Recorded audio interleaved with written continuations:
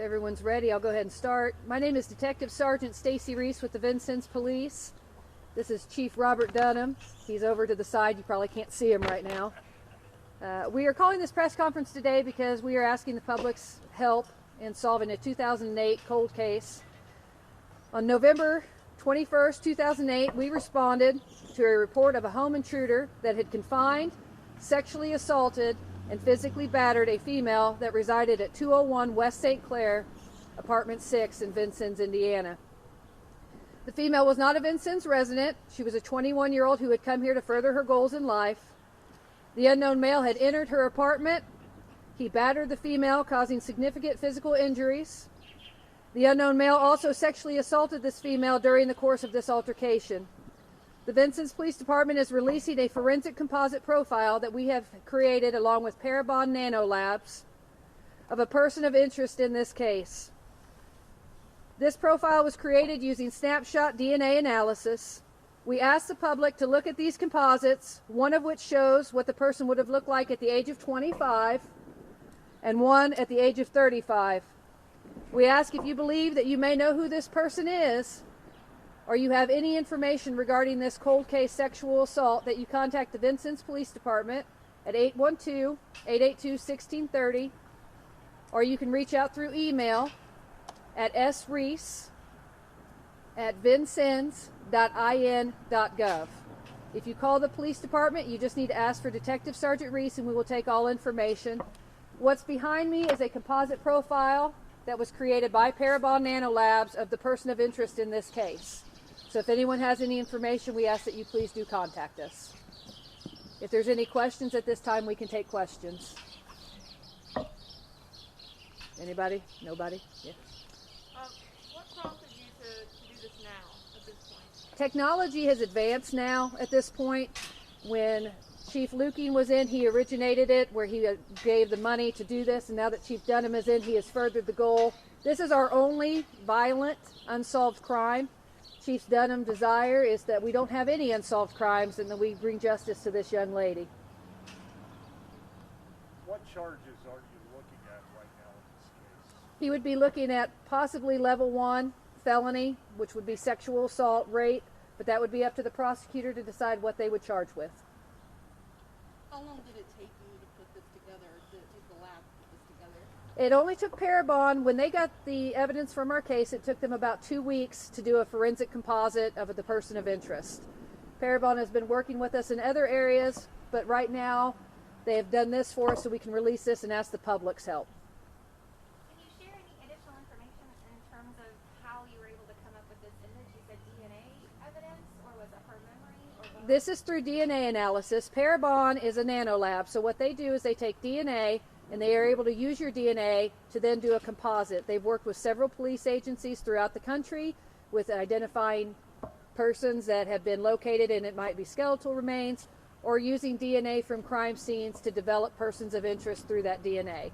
This is a composite of what they believe this person would look like based off of their DNA.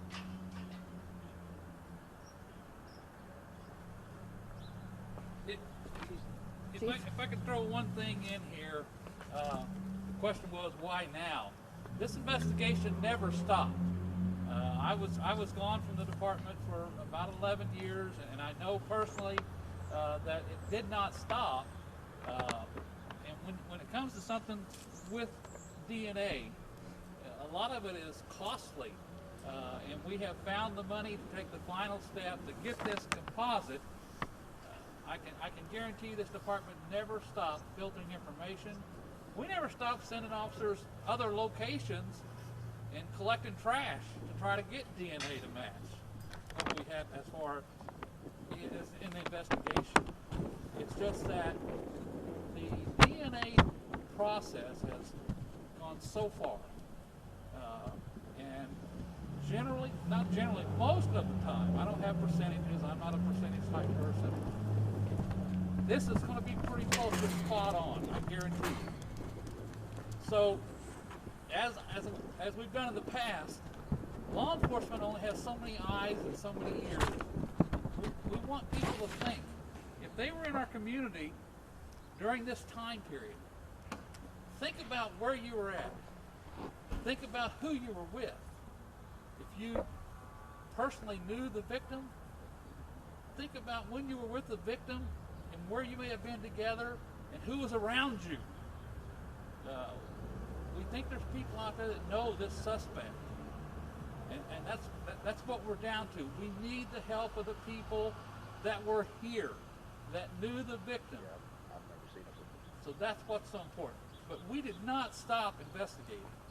You always have lulls when information gets slow, but it's never left our mind, and it's something we want to get the suspect, we want to identify him, we want to pick him up, and we want to get him convicted. And what we're just asking for anybody and everybody to stop, take your time and think. If you were here then, take your time and think. Where were you at? What were you doing over the course of that month? And start running it through your head. If you knew the victim, start thinking about how you knew them, other people that might have been in the area. Can we go through the time frame again? This assault occurred on November 21st, 2008, in the early morning hours. This would have been kind of colder weather. Lots of people were going in and out of town at that time for different reasons. So if anybody can just kind of go back and think, if you were in the Vincennes area around Thanksgiving time of 2008, and this person looks like somebody that's familiar to you, please don't hesitate to call.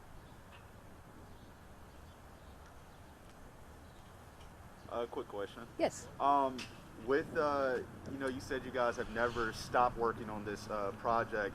How do you feel, I guess, nanolabs or this new information that you do have is going to, I guess, help you with this investigation?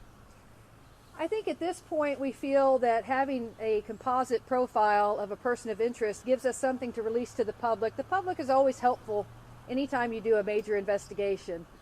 And any lead is never too small. We just want to make sure that we're broadening our horizons, that we're talking to everybody that we can possibly talk to. Like the chief said, it wasn't something that ever went away. You just have sometimes where you have lulls and people aren't coming forward. We're hoping this generates new leads and that we're able to solve it at that point. I don't want to get into any particular information about our investigation and what we have, but in addition to what we feel is a very, very good composite drawing, with the type of DNA styles, we're getting information as to where the suspect or his family may have been born, where they resided, and that's what we're digging for. It's not somebody that, we don't believe it's going to be somebody here from Vincennes. And we have information where we think they may be from, and we're going to be corresponding with those areas also. So there's more than just a composite picture. This just doesn't pop up out of a computer. I mean, there's a lot of information that is received from the DNA profile. So it's just not a picture. We have other information to go along with it. But the picture is the thing that the citizens are going to remember more than anything else. So that's what we're asking.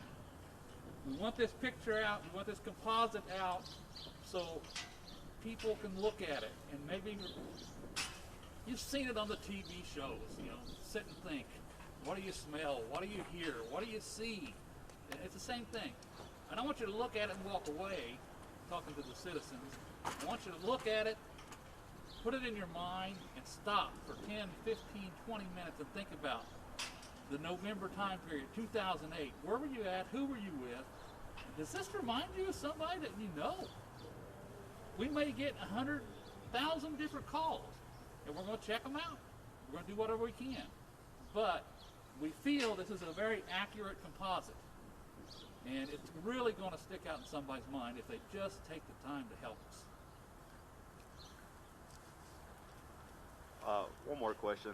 Like I said, I know you guys have still been working on it, but with that being said, how has, I guess, what you guys, the information that you do have, and you continue working on it, what type of leads have you been, I guess, following before getting to this point, as far as the nano labs? We've talked to several key witnesses. We've talked to several people that have been persons of interest. We've been able to eliminate them. through our investigation. The reason that we're releasing this is at this point, we want to make sure that we're utilizing every tool that we possibly can to find this person. This person that committed this crime committed a violent home invasion sexual assault, wherever they are at. We want to make sure that they understand that we have not stopped, that we will not stop, and that they will be found. We want to make sure the public understands that we are doing everything that we can to make sure that this person is found and that he is not victimizing anyone else.